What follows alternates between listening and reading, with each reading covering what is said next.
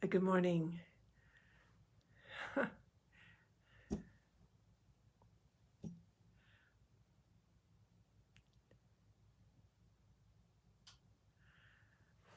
I want to share about today and this morning and just this.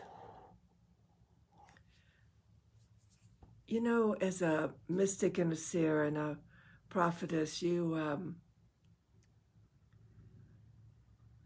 you pay attention to patterns. Good morning. You pay attention to patterns and you pay attention a lot to connection, how things are connecting up, how things are wiring together, I guess you'd say. You don't really. Oh, so here's the deal this morning. I want to try to talk about something. Uh, I think it's really cool what I want to talk about. But the interesting thing is, C and I were just in a similar conversation here at the house, and the particular conversation I want to have doesn't really have a descriptor. That means that we could say we're talking about fun, or we're talking about love, or we're talking about, um, I don't know, congeniality or food. Uh, but I noticed this doesn't have a descriptor. I don't, I don't know how to categorize it, which is probably really a good thing.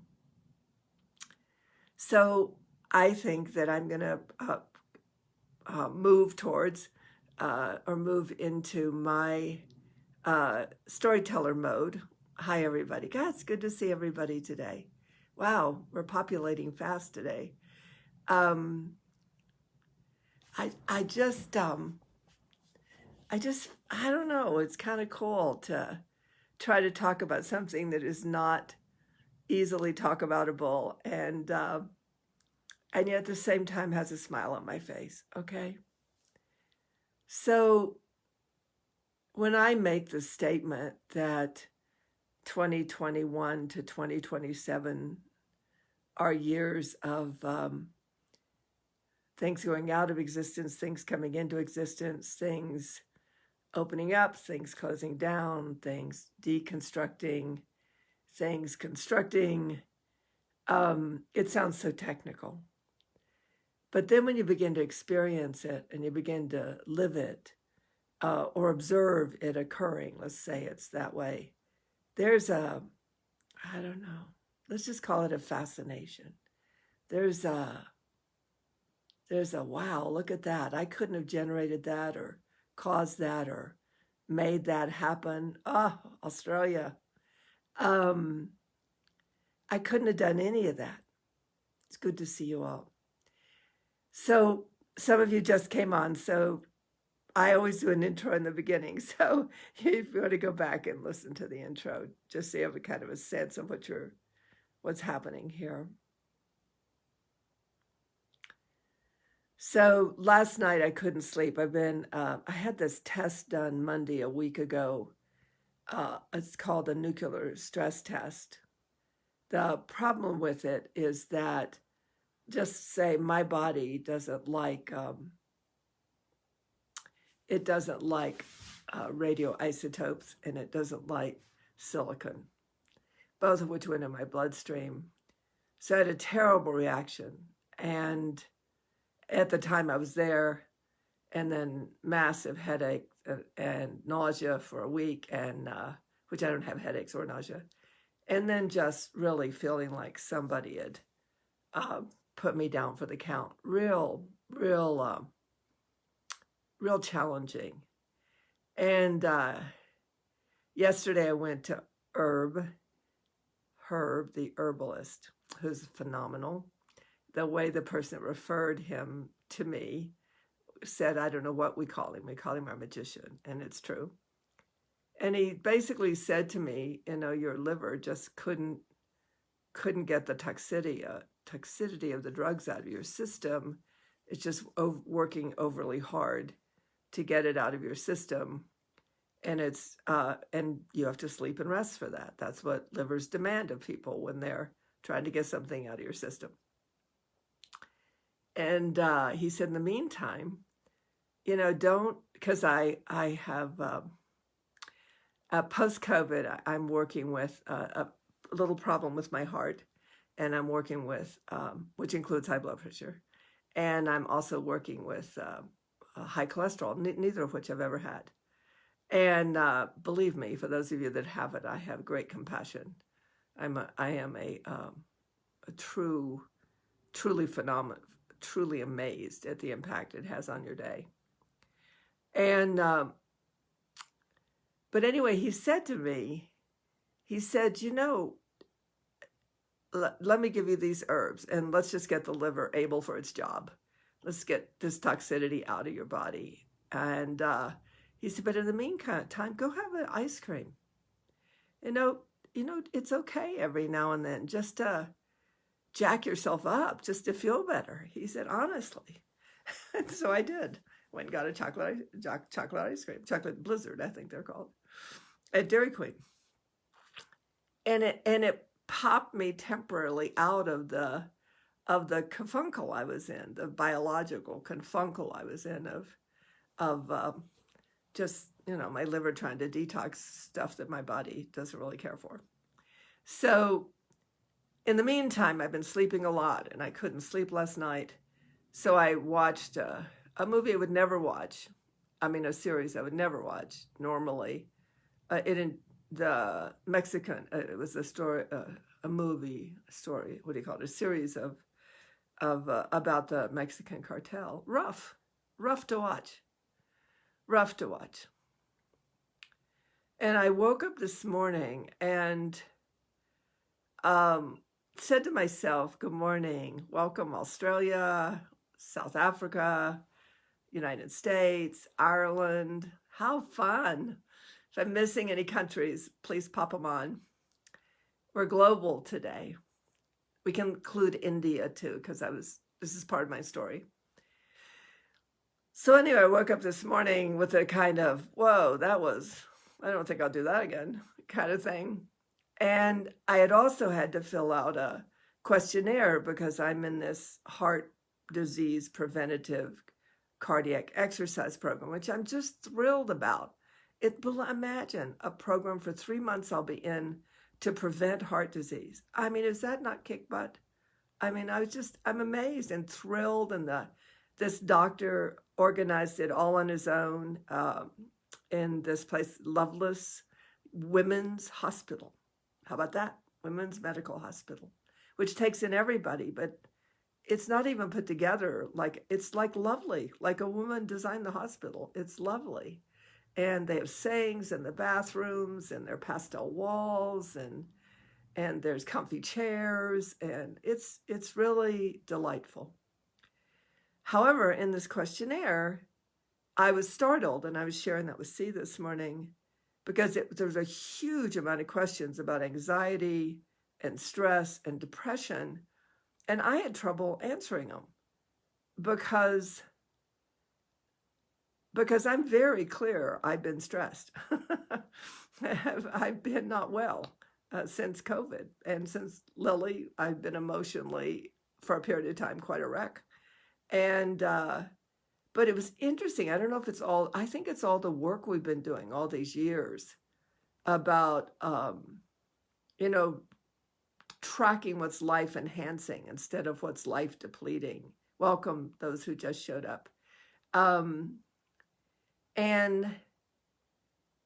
I noticed I couldn't really answer the questions because while I'm aware there's been a depression, there's been an anxiety, there's been definitely stress,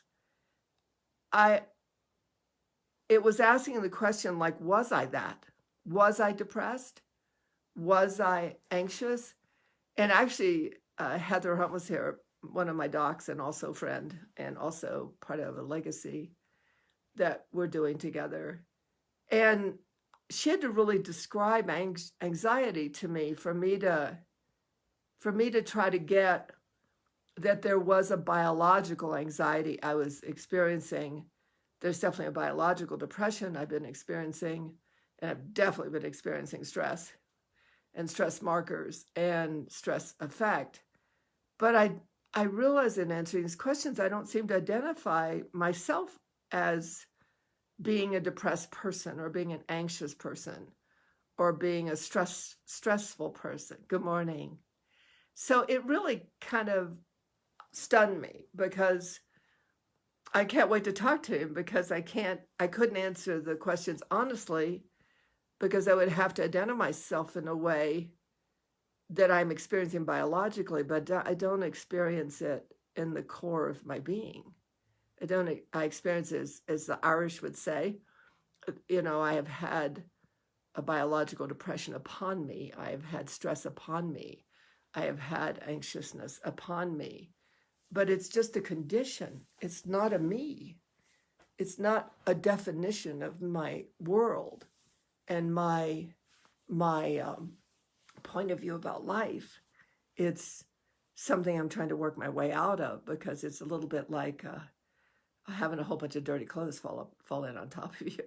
You just want to work your way out of it. It's uncomfortable, and is challenges the quality of life. Good morning, everybody. So I kind of woke up in that kind of literally like trying to work my way out of a kind of a dirty clothes landed on top of me from the whole hotel kind of feeling. And I got a text. So I have, and it was beautiful, my beloved Corey, who, good morning, I'm going to take a sip. My beloved Corey, he's kind of one of my kids, 50 years old now, or 45 or 50. Sorry, Corey, if you're listening. But older than 9 when I met him. And he called me yesterday or day before just to see how I was doing physically. And he said to me, it's not, you carry the weight of the world on your shoulders. Well, I don't feel like I carry the weight of the world on my shoulders, but I get to be in the face of some pretty rough things that are happening in people's lives. I get to be part of things that you really wouldn't, to support people, to keep their head above the water and to keep their soul alive and to keep their beauty of life intact. Really some horrific things in the world that I've been part of, and in this way I became positioned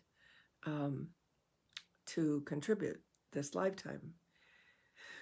So it stuck with me, and almost like anxiety, depression, and stress, it stuck with me like, wow, I don't really quite hold it that way. But I actually had realized since Lily died and since trying to work some things through with COVID that I didn't have the same level of strength, stamina, capacity to be there for others as I am used to.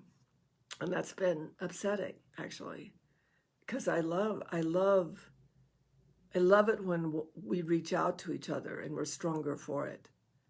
I love it when we can be there for another and find someone to be there for us, and we get through the day, hard days and hard times and crazy moments that frighten us. It's the beauty of the one soul human.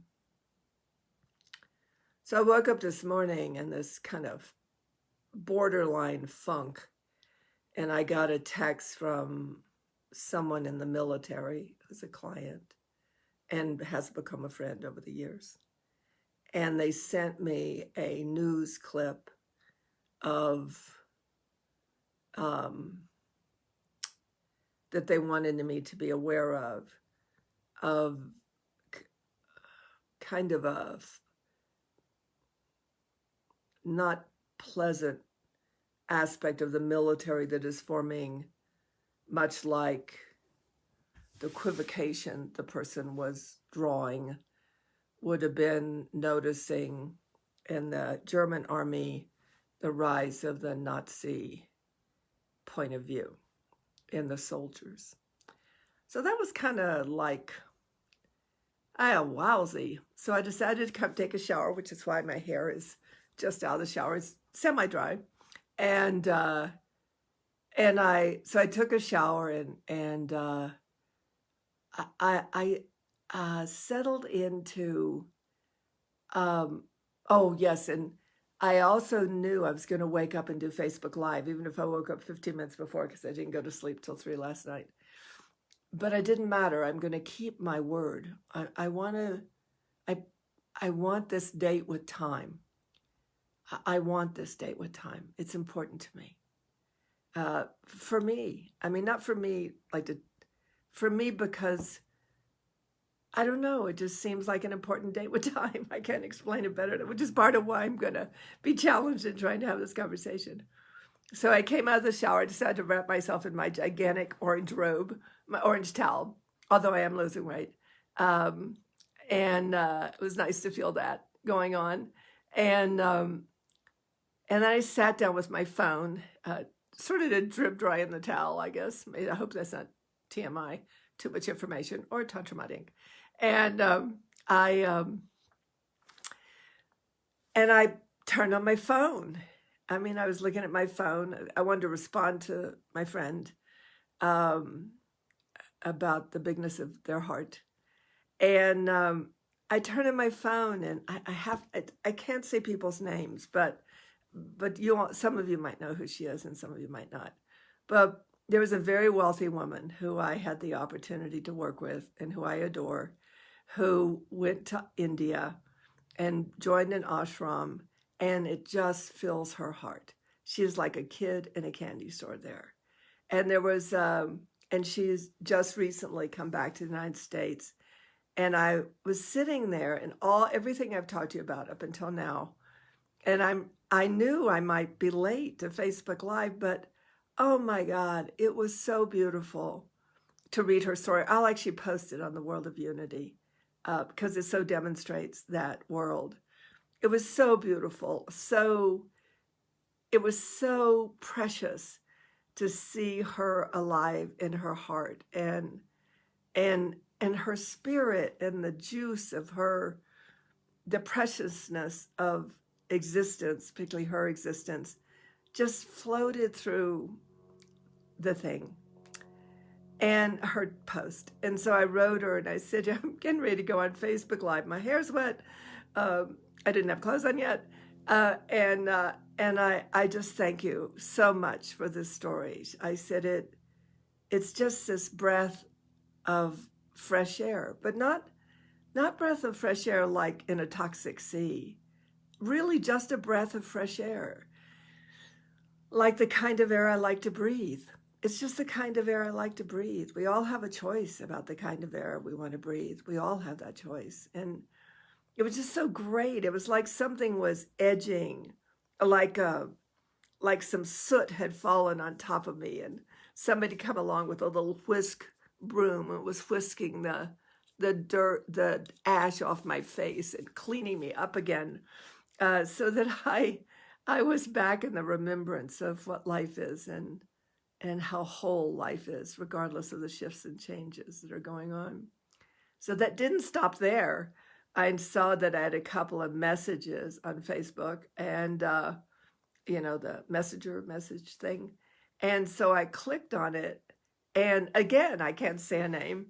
And I have to be really careful with this one. But anyway, it was a secret, a really cool secret about somebody being in a way that it was really cool and totally unexpected and something that I thought they never wanted, but clearly they changed their mind. And so that was kind of the second thing that happened that was like, wow, life has a way. Life is beautiful. Life can pull you out of a funk if you're tuned to it. You just got to stay tuned to it, because I've had a really rough 9 months. Physically, I'm still having a rough time. But life has a way of finding you and I hate to contrast it like that. That's really not how I want to present this. So I apologize. It just shows that something that was all collapsed. And when I talk a lot about why I did 7 years, 7 months of work, because because I knew that we lived in a collapsed matrix. And it's more like watching this integral matrix starting to rise again, like it's rebuilding itself. That's what I wanted to say. See, I finally figured it out. It's like watching something. I don't know if you ever watch, the Transformers, but you know how when they're cars or trucks and then all of a sudden they unwrap and they're like these big Transformers taking care of everything.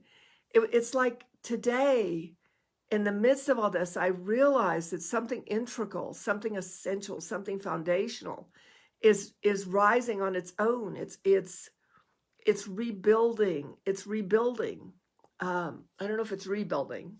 I think it's rebuilding. It's either building or rebuilding, or both, and maybe. It's building itself back.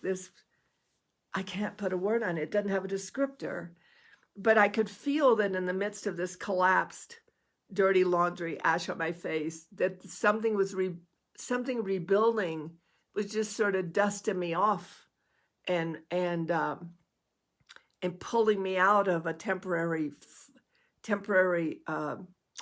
broken part of the matrix how to put this. So years ago, I used to say, and you've heard me probably say it on Facebook Live, I've said that why do we bother paying attention to the broken sidewalk? Why don't we just go get on another sidewalk and build back what once existed here? And it was just, I can't explain it. It's not like I haven't read these stories before. I could say that they brought me out of my funk, but I wasn't really in that much of a funk. I just was really kind of feeling stupid about watching what I watched last night because it led to kind of bad taste in my mouth. But it was more that this structural integrity of consciousness was dominant. Anybody who wants to write what they think about this or ask me a question, we'll go for it. But it was like it was rebuild. It's like this. It's like in a heavily intrusive plant garden. Something is strong enough to move through the tangled weeds and the poisonous plants. And it's like it's just on its own, independent, not even paying attention to the fact something's trying to strangle it or something's trying to make it have a bad day. And independent of that, it's reweaving itself back into the integrity of itself, like a matrix restoration, like a matrix, I think, of paradise. But human beings think that paradise is circumstances. And paradise isn't circumstances. It can be circumstances. And it could, resurrection, Jim, it could be resurrect not like a religious term, but like bringing something back into existence. Restoring something, resurrecting like a builder, like a contractor would resurrect an original nature of original design. Close enough. It's like the original nature of the original design is resurrecting itself. Thank you, honey. And I didn't try for it. It just showed up in the Facebook Live, sitting there wetting my towel, and it showed up in someone sharing something so intimate and that they couldn't share with the world yet. And then I came out to get my tea, which I'll take another sip of. To get my tea, and Sia and I sat down, and she was telling the story about a friend of ours, but someone she's really close to, and talking about how in the conversation, thank you for the word resurrection, because it just keeps a religious connotation out of it for right now, everybody, because it's a good word for my language.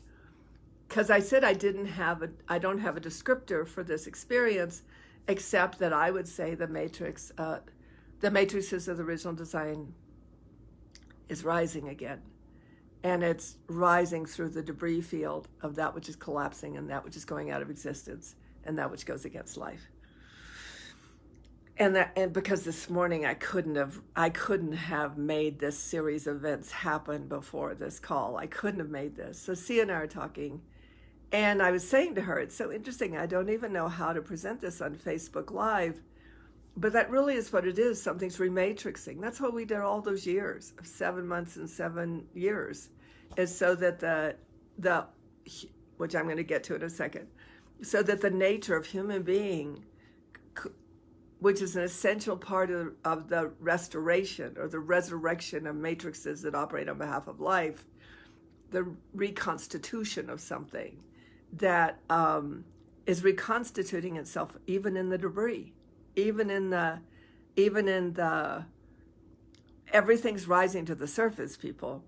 If you're in a garden and all of a sudden healthy plants and plants that operate on behalf of life, and plants that include everything and yet can keep their place, then all of a sudden you begin to notice the beauty, not the debris. And for those of you that have worked with me over the years, I have always been field-centric, not people-centric. So I don't watch what people do. I do watch what people do, but I know that's not the key. The key is to restore the original matrices of the original design here, which a lot of people have been doing, not just me and my group, but other groups too.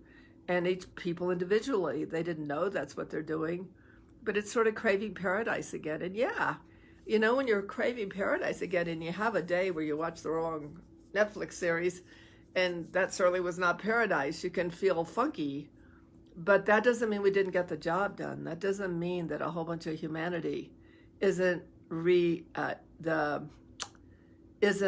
part of the reconstitution, the reconstellation of creation that is forcing everything to the surface that just was invisible before. So C was sharing how one person, I'll get back to the first part of the story, how that there was someone posted that CNN posted a article where the U.S. government had acknowledged that in truth they thought that what was flying over, whatever was flying over, ever what, was indeed a UFO. So this kind of this phenomenon of information coming out that redirects things. Again, I want you to imagine like something rebuilding itself, and of course we're included in that rebuilding. It's not independent of us. It's the cravings. It's the cravings we've been in that have been part of the alchemy, the juice, the ethers of this resurrection of the original nature of the original design here. And it's just pushing everything up for view, everything's in view, just like this military part of the military that operates a lot like once operating in Germany is up for review, up for view. And it's just things are becoming visible that weren't visible before. I know some people have had mold in their house. And like all of a sudden in 1 week, I knew like 10 people that had mold in their house and the effect of mold. And it's just coming up for completion. It's coming up for, everything has to come up to rearrange itself into new patterns of existence. And we've just been kept dumb. There's a way to realize our own intelligence in this matter. But the other part that C was sharing was about her friend, and how in the course of the conversation, this is what I took from it, in the course of the conversation, this friend could go into a meeting. She's an environmentalist, or worked for an environmental unit of the government, and she could present something in the meeting like the earth should also be considered one of the groupings of making sure it's included in an inclusionary world. That was one part of it. And if she's watching, she can write the other way because I can't remember it right now. And so it was just fascinating to me this morning that I'm present to something that really points towards things reconstructing. The original nature of the original design is like a matrix that everything is held in unity inside of. And that the fact that for thousands of years human beings have not had that opportunity to live in that experience, I don't know. I think right now could be scary. And even our bodies, like my body, I'm paying a lot of attention to it because I want it to resurrect itself back into the original nature of its original design, because I think that the body is beginning to not be so accommodating of toxicity, mental, emotional, spiritual, physical toxicity. Obviously, that was really clear when I did my test. It was definitely not interested in being toxic. But what are human beings paying attention to? Are they reeling in the revelation of everything coming to the surface?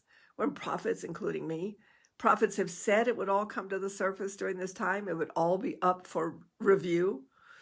I mean, didn't you listen to the prophets? Didn't people listen to the prophets? And then we have these things show up in our life that we have to bring our attention to. But are any of you feeling this kind of place where there's something rich about paying attention to it? It's not, I mean, sounds like an either or phenomenon, and I apologize. There's nothing anybody can do about it. It's happening. It's an occurrence.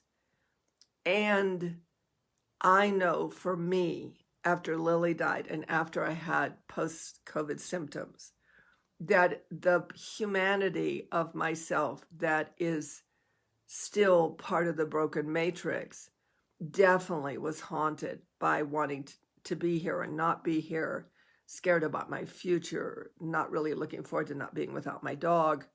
But even in the midst of that, something else was occurring.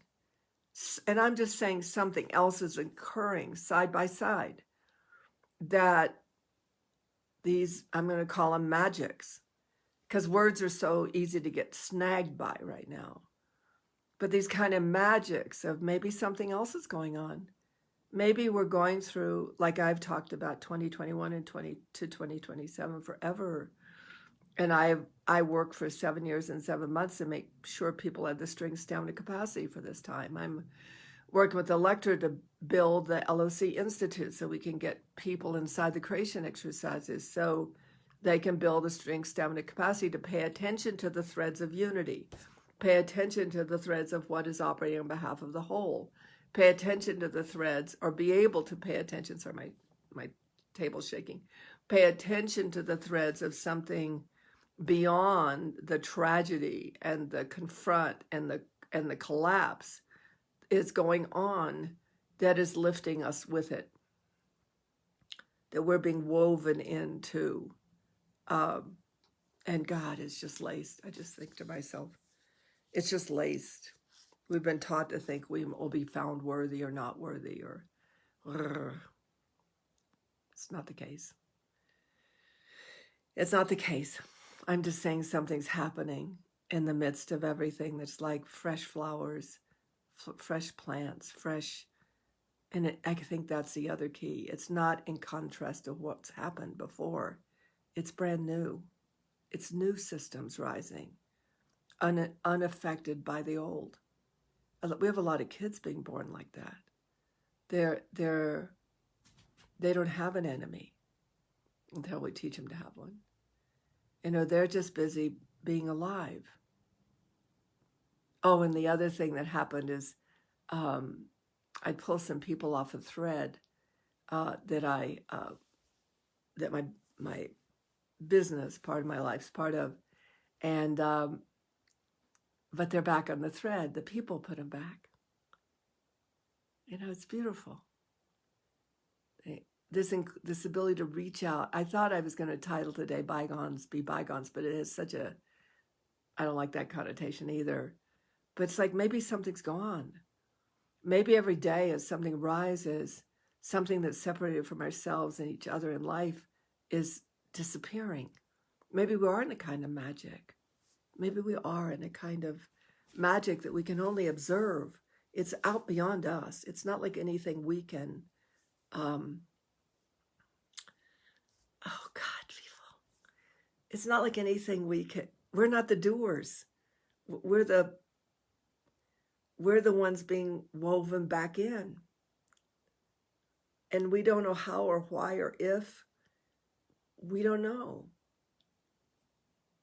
We don't know. And it's even hard to be in this conversation because it's sort of like I am very clear I've been through biological anxiousness and depression and definitely been under stress. But it's not what I wake up to pay attention to. And God, it sounds like I'm some holy woman. I suppose I am at some level, but I don't mean it like that. This is so frustrating to me because no matter what words come out of my mouth, they start contrasting. Well, I'm not like that. I am like that. I should be like that. No. I'm saying something brand new is rising. Something that never existed before. Something that came out of our prayers and our longings and our hopes and our dreams. Creation heard. Creation responded. And it will respond more. And I'm telling you, it will. And that this morning I got a taste of it. And because today is our day to come together, I'm reporting in. I'm reporting in. That's all I'm doing. I'm not trying to teach. I'm not trying to direct anything. I'm just reporting in. That's what I promise to do every Friday. And that's what I'm doing. I can't explain it better than that. Imagine that we're living out past language now. That words may register for one person and they totally register differently for another. To thine own self be true doesn't mean against another. To thine own self be true. One of the people on this call, and I had a call shortly this week. And to thine own self be true means find your way back to paradise where you're standing. There's always going to be something beautiful, even in the midst of things ugly. There's always going to be tenderness, even in the middle of hate. And that's a thread that we get to mature and follow. So that the last part of this conversation I want to have is one of the funny things about me, and those of you that know me a long time know this, is I can't just go out and do a job. I have to sort of get called by spirit, or the spirit of the Lord is upon me kind of thing. But I want to tell you what I'm excited about. And that's as far as I can get. I can't even figure out how to organize what I'm excited about. And it may not even be mine to do. I don't know. But the most important thing is that human points were always the meta point of spirit and flesh, matter and energy, heaven and earth. We're a bridge species. We bridge, but through balance, proportion, symmetry, harmony, beauty, and grace.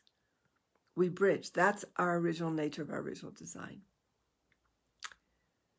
But we're the glue that keeps this world able to be paradise because it's what we crave.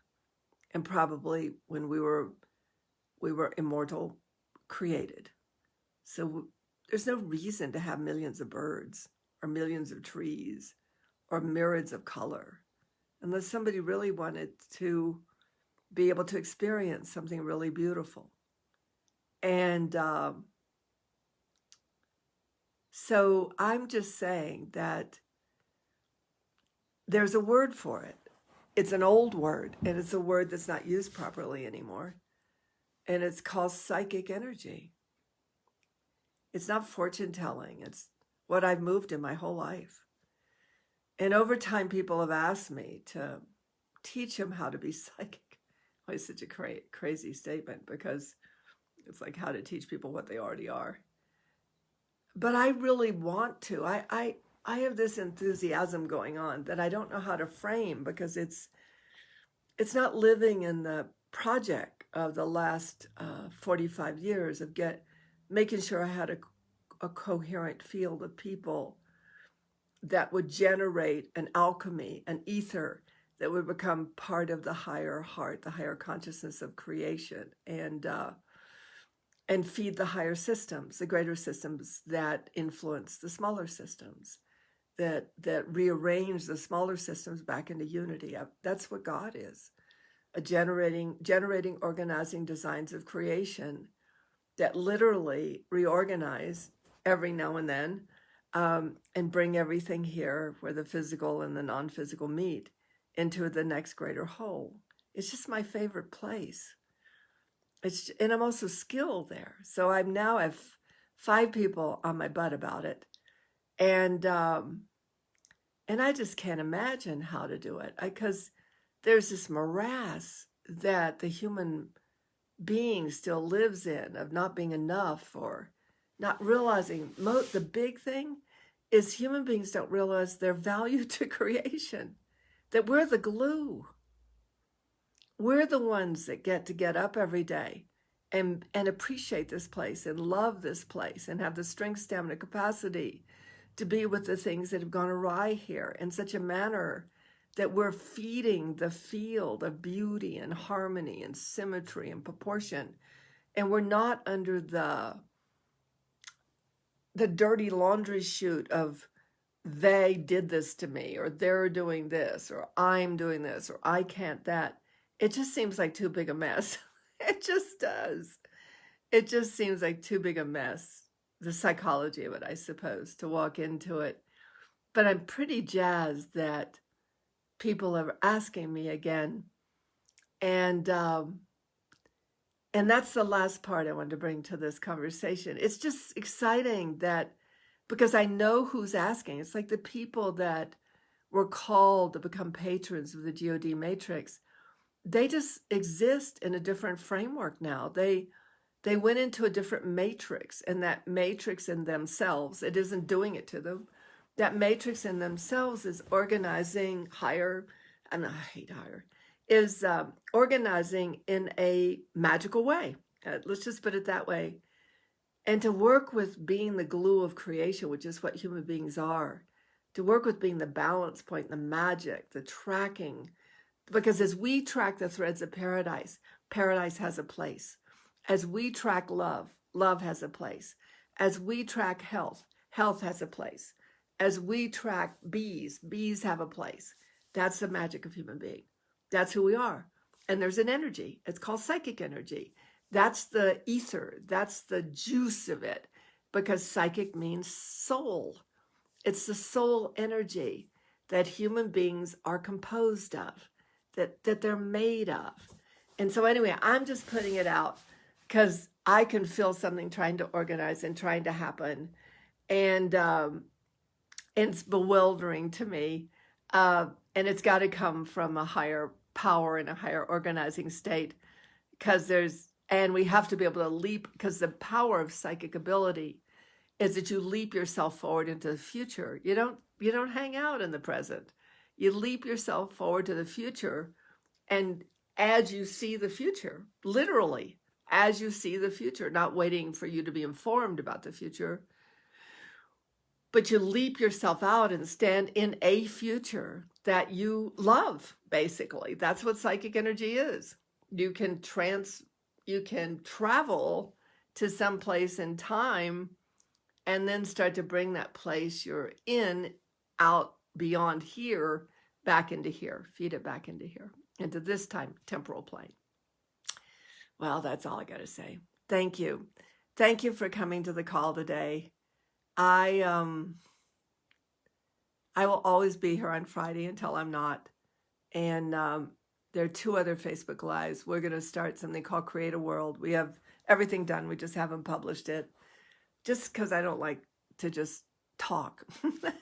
I like to engage and be in dialogue and have things be yummy. And I don't know. It's just that I always knew from the very beginning, human beings were helpless to the greater matrices of which they were a part restored. And I'm just saying they're restoring. I'm just saying we're not alone in the universe anymore. And that we can take our place in the pantheon of creation now when we couldn't before. And I love you. I love you so much. Take care.